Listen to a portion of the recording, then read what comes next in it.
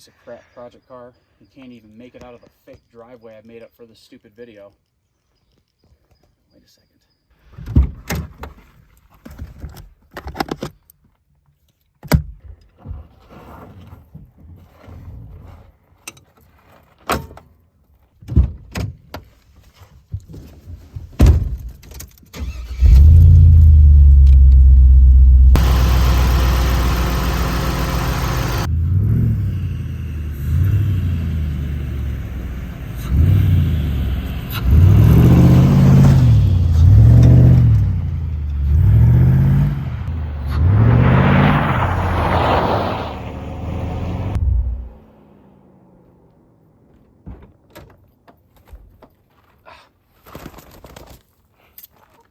Run along, little chicken. There's no bananas in this one. Welcome to part 2, folks. My first video, it was 30 minutes. It's kind of long, but there's a lot to explain, and I left a lot out. But this time around, it's going to be pretty clean and cut. So, where were we? Oh, that's right. I remember. The car got wrecked 2 weeks after I built the stupid thing. Pretty classic situation for someone to put in all that hard work and then all of a sudden it's just like, oh no, it's totaled. Well, no, not happening. I stared reality right in the face and I told it to go fuck, kick rocks, because nobody needs that kind of negativity.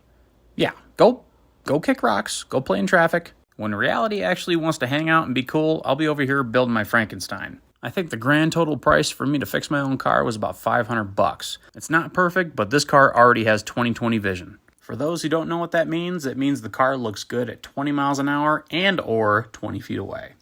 Okay, so a short story on what actually happened when this thing got wrecked is I was driving it home from work, which is 160 miles. I was down in Pueblo, Colorado, coming out of the north side of it. If I remember correctly, it was actually a weekend, and we had a lot of traffic. It's only a 2-lane.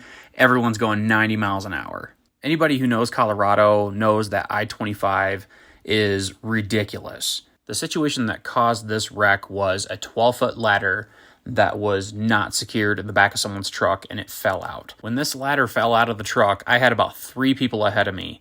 Everyone basically panic stopped in front of me as we were just cresting a hill. And what I mean by this is that there was no warning. I crested the hill, there was nothing but brake lights, and I had no choice but to hit the dirt. And then also hit the guardrail. But moving on to bigger and better things. My engine donor.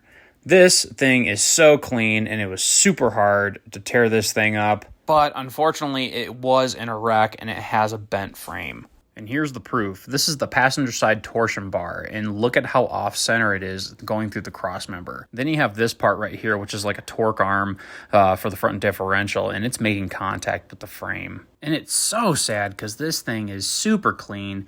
This thing is a 2002, and it has 175,000 miles on it.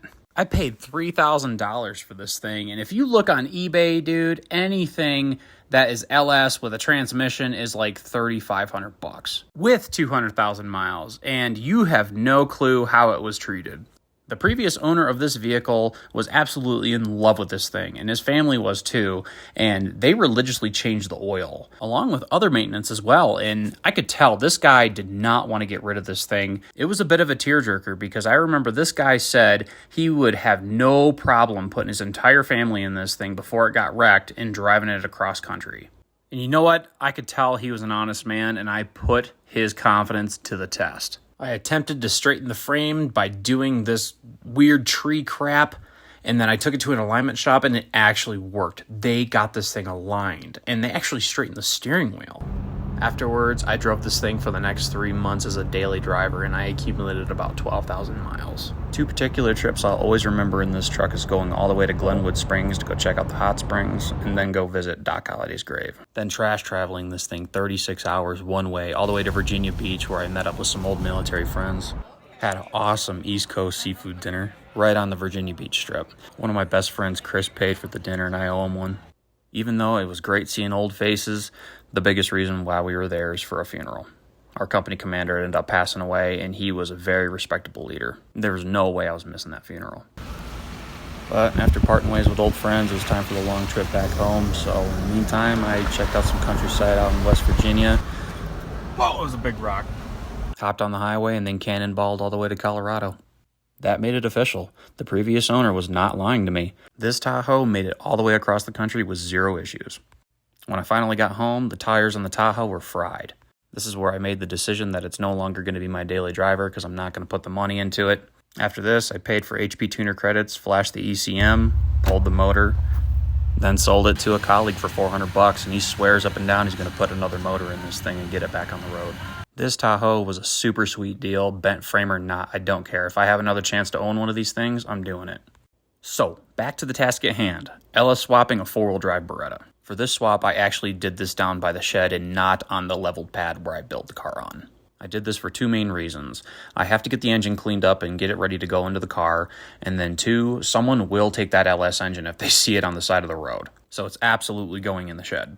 At this point, I'm not touching the Beretta. It's just going to sit there while I get the engine cleaned up and get it ready. So I'm pulling valve covers, taking a peek inside, pulling the exhaust manifolds, and I only had 1 bolt that busted off, and I just used the old welding trick. I had to get a new oil pan installed on it because this is actually meant for a 4-wheel drive S10 swap. This is it after I've stripped it down, cleaned it up, put the oil pan on. So now it's the Beretta's turn. And this is where it kind of shows that this car is its own breed because it's half car, half truck. So obviously, you have to pull the motor in a totally different fashion, more like a truck. So what I ended up doing is drilling out the spot welds for the core support, radiator support, whatever you want to call it. So this engine had a clear shot out, and the next engine will have a clear shot in. It's that simple.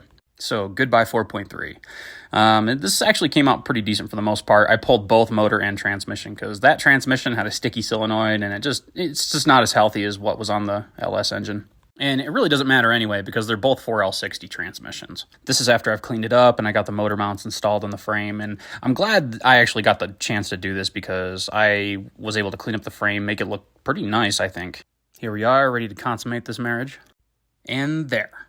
I now pronounce you husband and wife. I'm not going to lie, folks. There's a particular reason why I'm not really giving too much detail on this. I feel like I'm going to be wasting your time because all the hard work that I did in part 1 is what made this all work. When it comes to oil pans, motor mounts, headers, all of that is basically S10. So you can easily just Google parts. And it's exactly why I did this body swap. And it is a beautiful thing just being able to have so much at hand and be able to go in whatever direction you really want. But don't get me wrong, the small easy stuff that everyone shares on their channel or whatever, there's so many LS swap information pages out there, but it's the weird stuff that I actually kind of want to share that I think will actually be more helpful than sharing every single detail. For example, I couldn't get the pan to clear the front differential when I was putting the motor in. What I ended up having to do is actually pick up the body about 2 inches.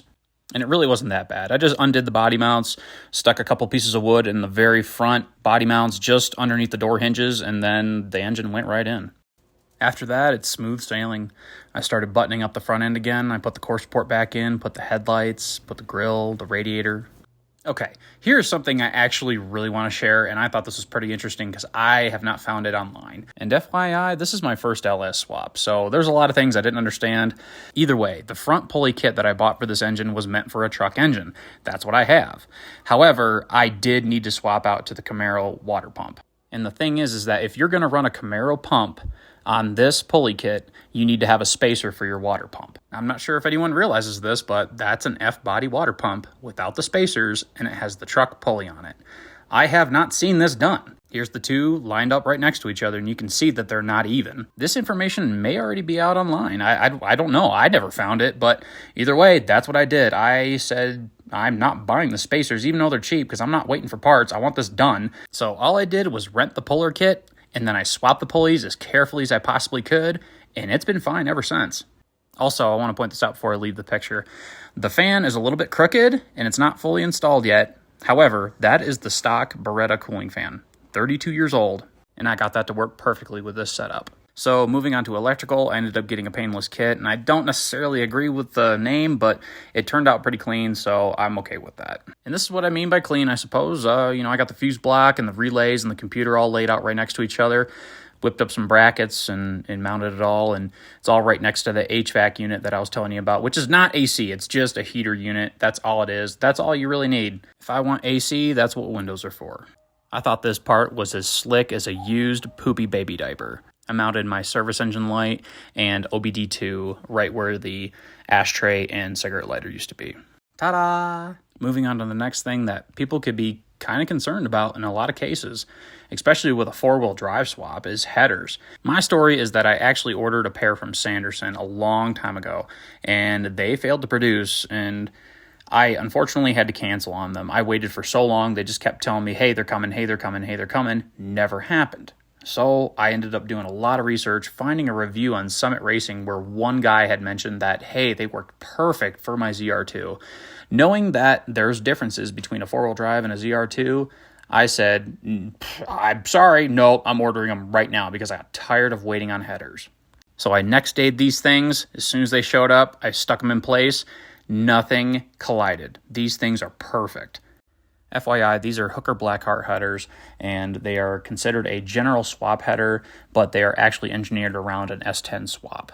So this is the last strange thing I'm probably going to end up sharing about this swap. The engine is a 2002, and also the frame is a 2002, which is kind of nice. It matches up. They may have nothing to do with one another, but either way, the fuel system, I didn't even have to touch. All I had to do is hook up the fuel pump and then hook up the fuel line connections. It's a return style system, and actually the Blazer supplies a little bit more fuel pressure than the Tahoe's fuel pump. And that's according to what I've researched. I never tested it. I just crossed my fingers after I read that, and I hit the key and it ran. I was like, all right, cool, good. I don't got to touch it. Afterwards, I put a crappy exhaust system on it. You know, I'm not worried about the quality of an exhaust system as long as the thing's quiet, because I am going to turbo this thing. I did not come this far for maybe 300 horsepower. Anyway, this is the story of the build, folks. Mother Nature had her slaps in the face, and it's a good thing I'm stubborn, because if you aren't stubborn, if you don't fight for the things you want, you'll never get them. This car went from this to this to this with nothing but dirt, hand tools, and a couple of power tools.